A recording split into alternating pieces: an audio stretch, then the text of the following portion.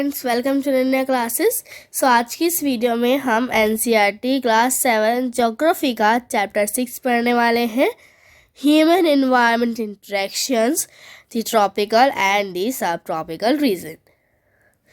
सो सबसे पहले आप देख लेते हैं कौन कौन से टॉपिक्स जो है वो कवर होने वाले। सो इंट्रोडक्शन होगा, तो टॉपिक्स जो कवर होने वाले हैं: introduction, life in the Amazon basin, climate, rain forest, people of the rain forest, मतलब अमेजन बेसिन की लाइफ कैसी है, वहाँ का क्लाइमेट, रेन फॉरेस्ट के बारे में और रेन फॉरेस्ट में रहने वाले लोगों के बारे में, और लास्ट गंगा ब्रह्मपुत्र बेसिन के अंदर जीवन। चलिए स्टार्ट करते हैं सबसे पहले टॉपिक से, इंट्रोडक्शन से। तो इंट्रोडक्शन में है हमारी एक स्टोरी, रेणुका की स्टोरी। तो अभी हम वही पढ़ने वाले हैं। पूरे इंट्रोडक्शन में एक लड़की है रेणुका, उसकी स्टोरी हम जानने वाले हैं। Uncle Shrikant was coming after 4 months wild life photographer. जो अंकल श्रीकांत हैं वो 4 महीने के बाद मतलब वापस घर आ रहे हैं। वो कौन है अंकल श्रीकांत? एक वाइल्ड लाइफ फोटोग्राफर, मतलब जंगलों में जाके जो फोटोग्राफी करते हैं ना, वो। She has a keen interest in nature from a very early age. अब जो रेणुका है उसे बचपन से ही क्या है, नेचर में इंटरेस्ट है, बहुत बचपन से। श्रीकांत एक्सप्लेन, जो श्रीकांत अंकल थे उन्होंने समझाया, the people live in the nature, जो लोग हैं वो नेचर के अंदर रहते हैं।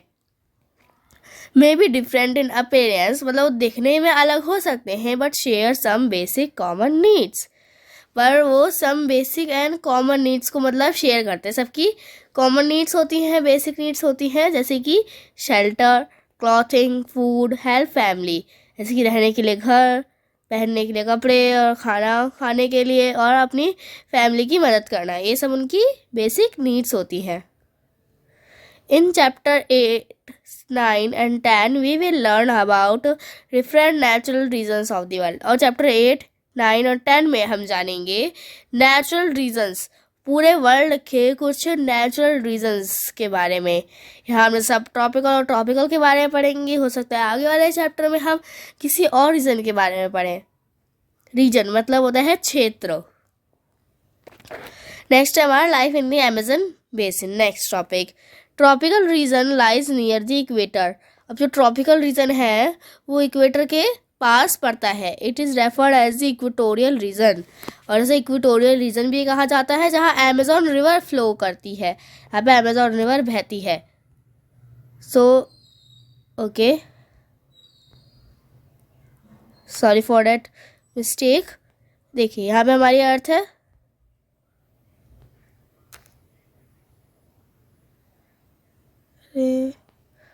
व्हाट्स दैट हैपनिंग, ओके, ये हमारा यहाँ पे इक्वेटर है। कोई दूसरा कलर ले लेते हैं जो दिखाई दे। ओके, ये हमारा यहाँ पे इक्वेटर है।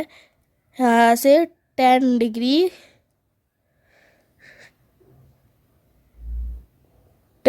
नॉर्थ एंड 10 डिग्री साउथ में क्या है, ट्रॉपिकल रीजन। क्या है यहाँ पे, ट्रॉपिकल रीजन।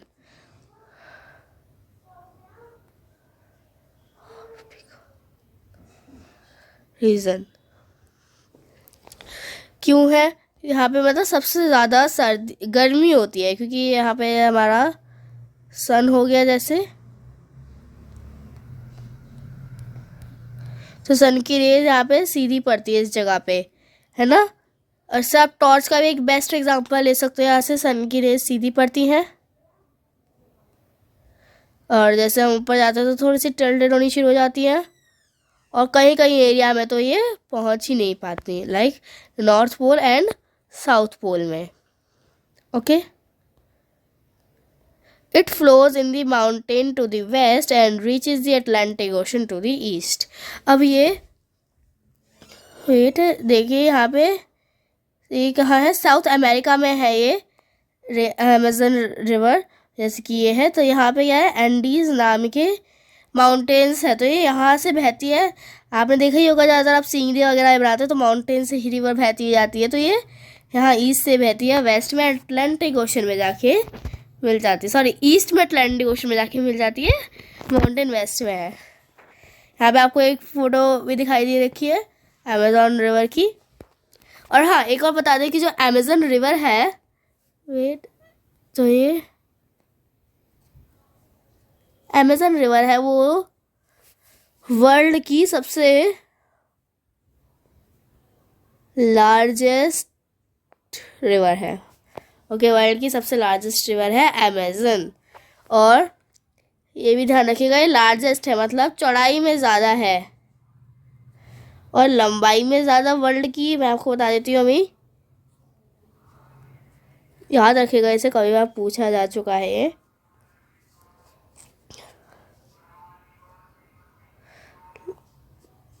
नाइल सबसे ज़्यादा लॉन्गेस्ट रिवर है।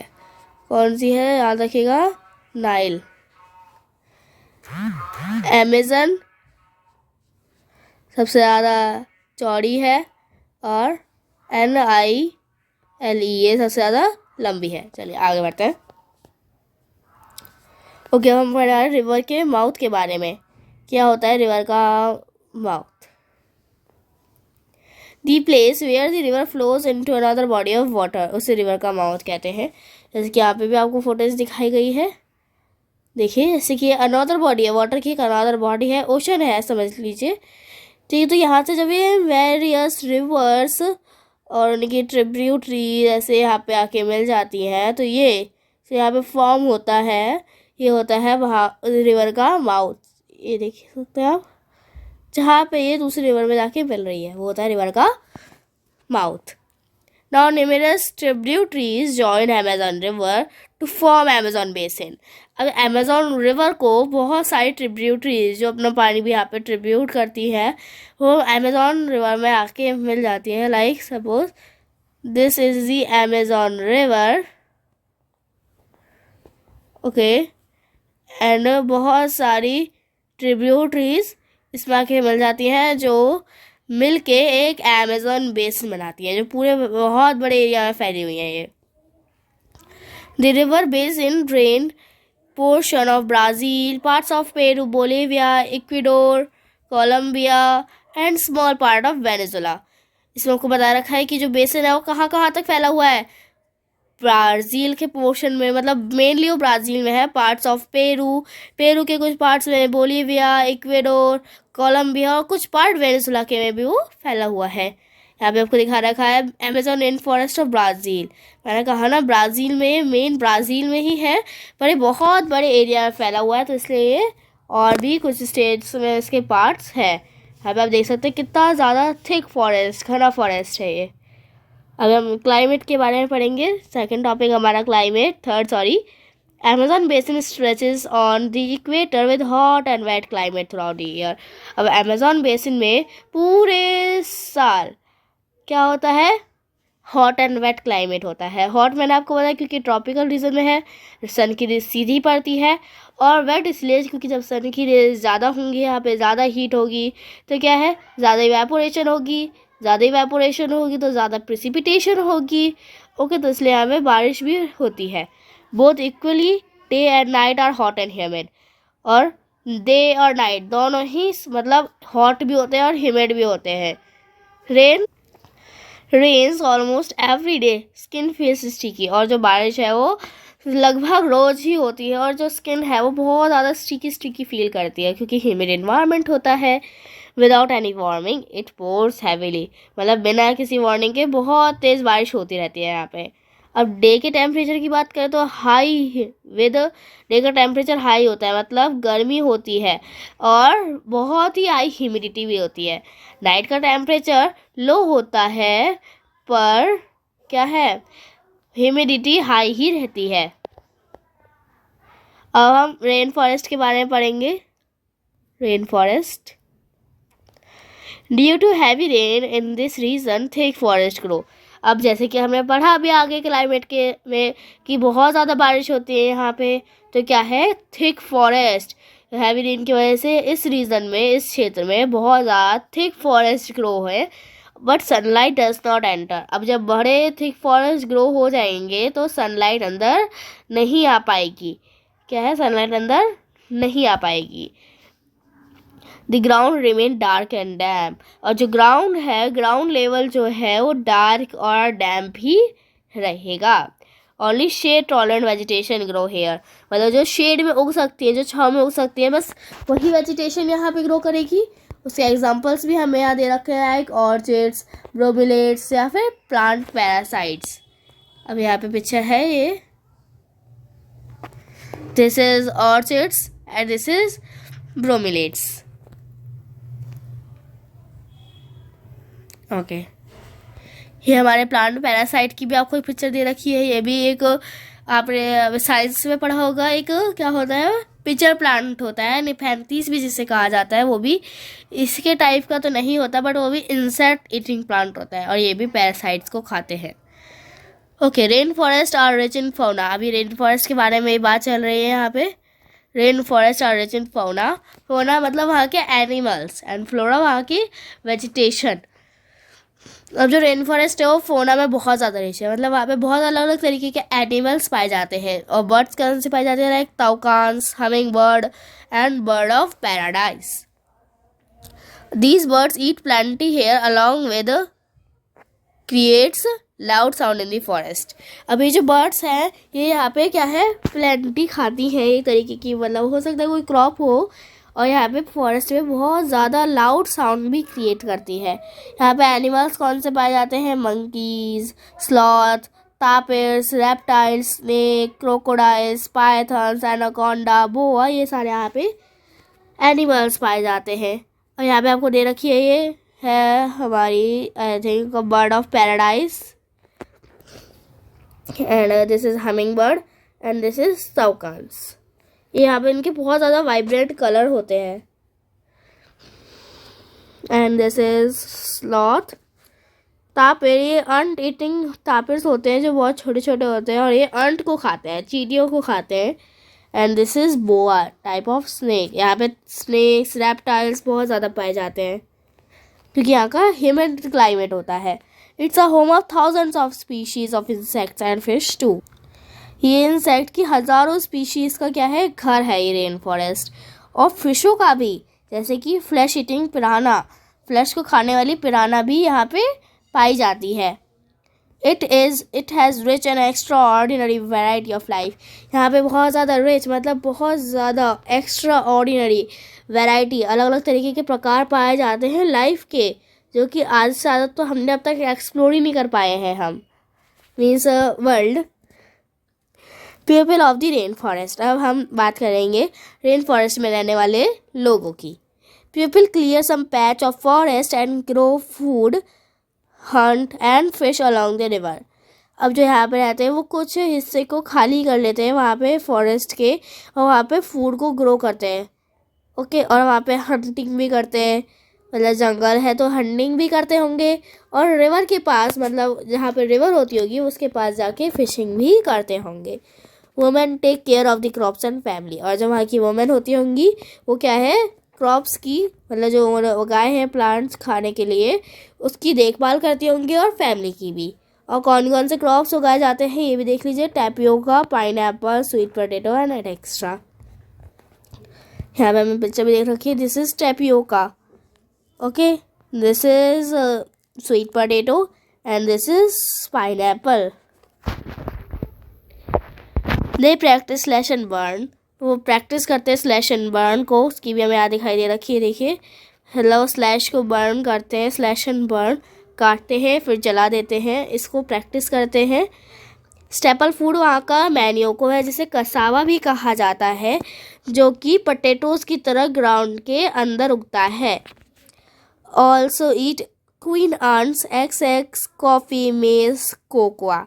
यहाँ पे क्वीन आंट्स को भी खाया जाता है, एक्स को, कॉफ़ी को, मेज को, कोकोआ को, इन सबको यहाँ पे खाया जाता है। और कसावा यहाँ का स्टेपल फूड है जो ज़्यादातर खाया जाता है, जिसे वहाँ की लैंग्वेज में मैनियोक कहा जाता है। Rain forest provide lot of would for houses. अब जैसे यहाँ पे बहुत सारे जंगल है, घने, तो यहाँ पे मतलब वुड भी होती होगी, तो ज़्यादातर लोग क्या है, वुड के हाउसेज में ही रहते हैं।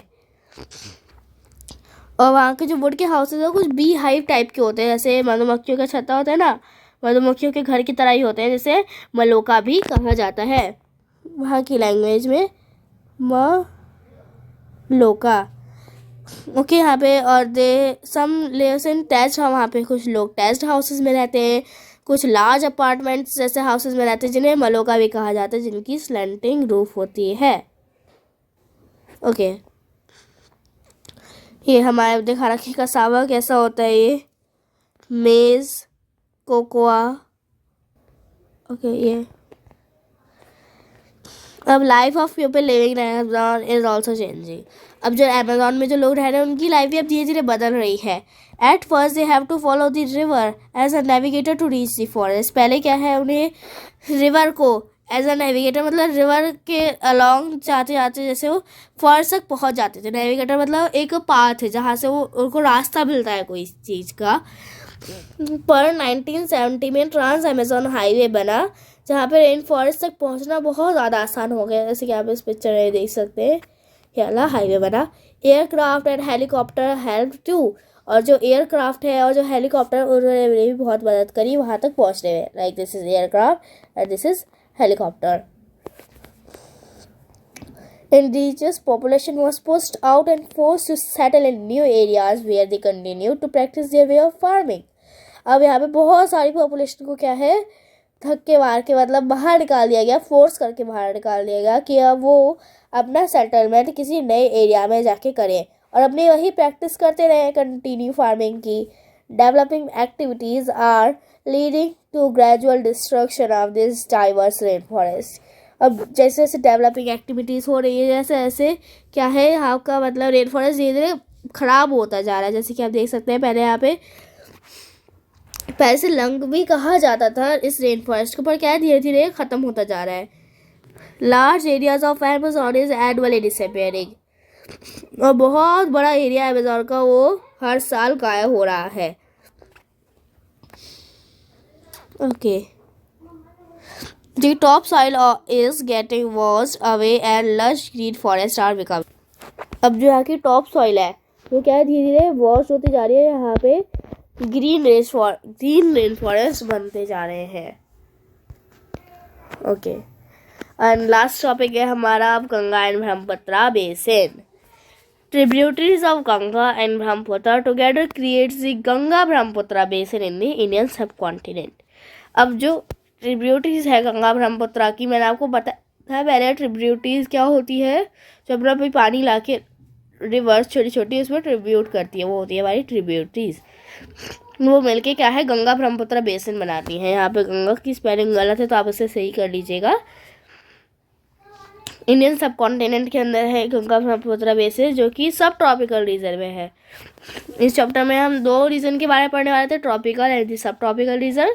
ट्रॉपिकल के बारे में हमने अमेज़न रेन फॉरेस्ट के बारे में पढ़ा, और हम सब ट्रॉपिकल रीजन में हम गंगा ब्रह्मपुत्र बेसिन के बारे में पढ़ेंगे, जो कि सब ट्रॉपिकल रीजन में है। मतलब मैंने आपको बताया था ट्रॉपिकल रीजन से थोड़ा सा ऊपर की तरफ यहाँ पे होता है हमारा नॉर्थ में भी साउथ में भी सब ट्रॉपिकल रीजन, जहाँ पे अर्थ की जो रेज है वो टिल्टेड होती हैं।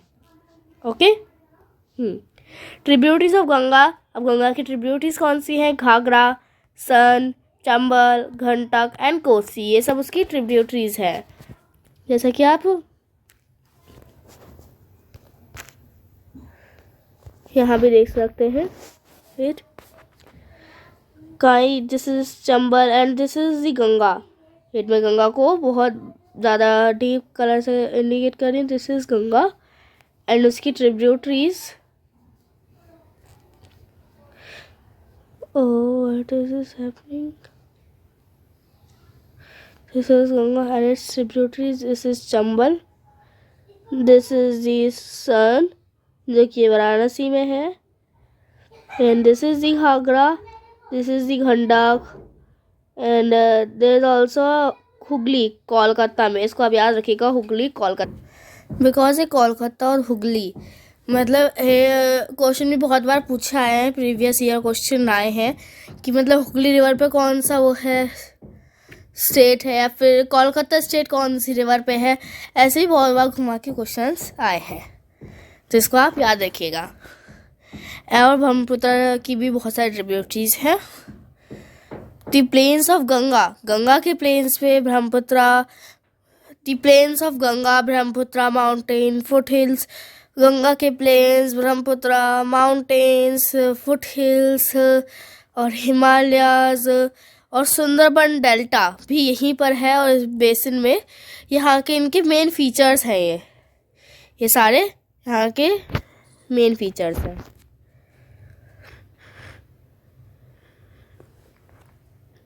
ओके, हाँ, प्लेन एरिया यहाँ पे दिखाया गया है, जैसे कि गंगा।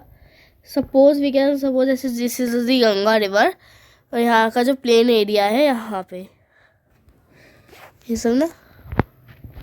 ओके, यहाँ पे तेरा नाम, हाँ। The area is dominated by monsoon, मतलब मानसून इट ब्रिंग्स रेन। यहाँ पे रेन कब होती है इसको अभी आप नोट कर लीजिए। कहाँ, मिड जून टू सितंबर यहाँ पे इनमें रेन होती है। और समर्स में यहाँ पे हॉट रहता है और विंटर्स में यहाँ पे कूल रहता है। ओके, आगे बढ़ते हैं। सो है हमारा basin area has varied topography. अब जो बेसिन का जो एरिया है रिवर गंगा ब्रह्मपुत्र बेसिन, वहाँ पे बहुत ज़्यादा टोपोग्राफी है। माउंटेन एरिया है यहाँ पे और स्टीप स्लोप्स है, खड़े स्लोप्स है, जैसे कि आप देख सकते हैं यहाँ पे। सो बहुत ही कम, less number of people live, यहाँ पे बहुत कम लोग यहाँ पे रहते हैं। अब जो प्लेन एरिया है वो सुटेबल है किसके लिए, ह्यूमन के लिए। प्लेन लैंड, जो प्लेन लैंड है वो सुटेबल है किसके लिए, ह्यूमन्स के लिए। और जो सॉइल है वहाँ की वो फर्टाइल है बहुत ज़्यादा, एग्रीकल्चर के लिए, क्रॉप्स को ग्रो करने के लिए। और यहाँ का जो ऑक्यूपेशन है, जो मेन ऑक्यूपेशन है यहाँ का, वो है agriculture. Agriculture is the main occupation, okay, of them. And density of population is very high. अब इस प्लेन एरिया में जहाँ पे सॉइल फर्टाइल है एग्रीकल्चर के लिए, यहाँ पे इनका एग्रीकल्चर ही मेन ऑक्यूपेशन है। और यहाँ पे बहुत ज़्यादा मतलब लोग रहते हैं, जैसे कि देख सकते हैं। एग्रीकल्चर ही यहाँ का मेन ऑक्यूपेशन है प्लेन एरिया में। यहाँ पे सॉइल बहुत ज़्यादा फर्टाइल होती है इसलिए। अब paddy is the main crop and need with sufficient water, needs area with sufficient water. अब जो पैडी है वो यहाँ की मेन क्रॉप है जिसको बहुत सारा एरिया भी चाहिए होता है और सफिशिएंट वाटर भी चाहिए होता है। अदर क्रॉप्स, और दूसरी क्रॉप्स कौन सी हैं, wheat, sorghum, gram, millet. Cash crops कुछ like jute, sugar cane, along with some banana plantations. ये आप ध्यान रखिएगा, पूछे जा सकते कि वहाँ पे कौन कौन सी क्रॉप्स गंगा ब्रह्मपुत्र बेसिन में उगाई जाती हैं। तो वीट, सोरगम, ग्राम, मिलेट, और कुछ कैश क्रॉप्स भी आपको याद रखने होंगे। कैश क्रॉप्स कौन सी होती है, जैसे कि जूट, शुगर केन और कुछ बनाना प्लांटेशंस भी। बिहार और असम में किसका कल्टीवेशन होता है, सिल्क वॉर्म का। ये भी इम्पॉर्टेंट है, इसको भी आप नोट कर लीजिएगा। In Bihar and Assam cultivation of silk worms are done. Bihar और असम में सिल्क वॉर्म का कल्टीवेशन होता है। यहाँ पे आपको फुटेज भी दिखाई गई है वीट की, सोरगम की, एंड यहाँ पे कुछ cash crops like sugar cane and jute. And यहाँ पे असम और बिहार में सिल्क वॉर्म का होता है, सिल्क का होता है कल्टीवेशन। और यहाँ पे ये banana plantations. Okay,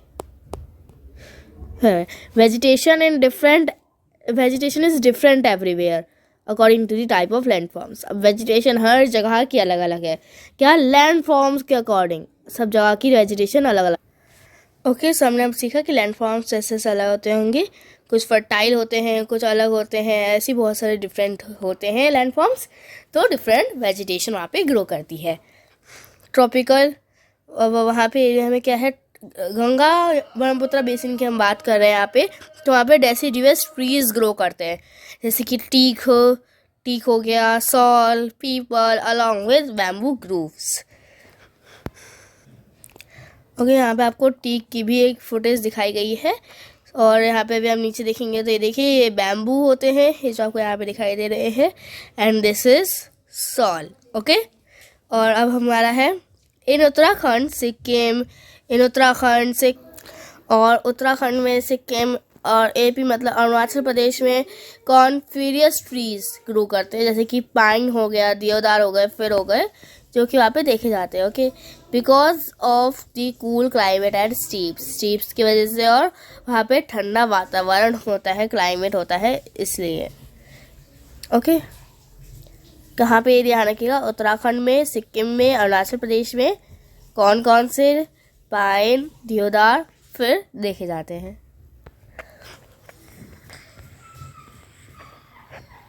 okay, wild life की अब हम बात करेंगे वहीं बेसिन में, गंगा ब्रह्मपुत्र बेसिन में। So elephants, tiger, dear, monkeys और वन हॉर्न राइनो भी यहाँ पे पाए जाते हैं। कई बार क्वेश्चन पूछा गया है कि वन हॉर्न राइनो कहाँ पे पाए जाते हैं, तो गंगा ब्रह्मपुत्र बेसिन में पाए जाते हैं। और डेल्टा एरिया में, ये भी देख लीजिएगा, वहाँ पे डेल्टा एरिया में कहाँ पे क्या पाए जाते हैं, बंगाली टाइगर्स पाए जाते हैं, क्रोकोडाइल और एलिगेटर्स पाए जाते हैं। कहाँ पे, डेल्टा एरिया में, ध्यान रखिएगा, बेसिन में नहीं, डेल्टा एरिया। और गंगा ब्रह्मपुत्र बेसिन के पास कौन सा डेल्टा है, अभी हमने सबसे स्टार्टिंग में ही इसकी फोटोज देखी थी, सुंदरबन डेल्टा है वहाँ पे। ओके, एक्वेटिक लाइफ कैसी है, exist in large number of lakes, बहुत सारी लेक्स हैं, फ्रेश वाटर रिवर्स है, और बे ऑफ बंगाल सी भी वहीं पर है, जैसे कि यहाँ पे देखा है ना, ये हमारा यहाँ पे बना रहे थे, ये रहा। Just suppose this is as India,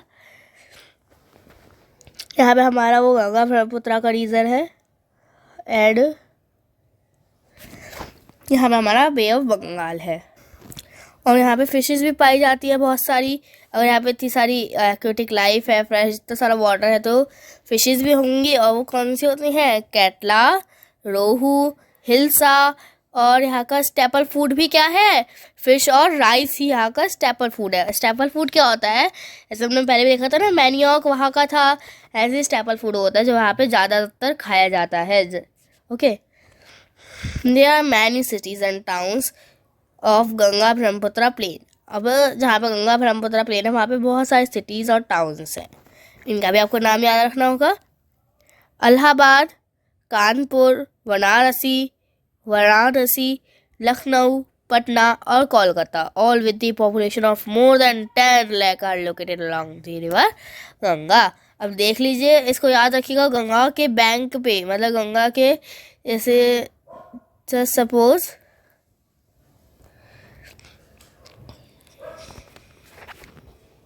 this is the Ganga river and many people live here। और जितने भी आपको यहाँ पे स्टेट्स के नाम में बता रखे सारे, ओके, ये सारे क्या है, ये सारे 10 लाख से ज़्यादा पॉपुलेशन है इन सिटीज़ और टाउन्स में, जो कि गंगा रिवर के बैंक पे, यहाँ पे अलॉन्ग विद गंगा रिवर यहाँ पे रहते हैं लोग।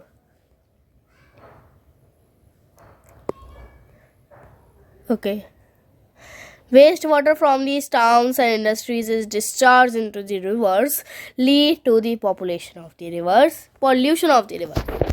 अब जैसे कि जो वहाँ पे वेस्ट वाटर है, टाउन्स का, इंडस्ट्रीज़ का, मैंने देखा 10 लाख से ज़्यादा पॉपुलेशन वहाँ रहती है गंगा के रिवर पे, तो क्या है, वो सारे जो वो वेस्ट वाटर होता है डिस्चार्ज, मतलब गंगा रिवर में छोड़ दिया जाता है, और जिससे हमारा रिवर पॉल्यूशन, गंगा रिवर में पॉल्यूशन बढ़ता है।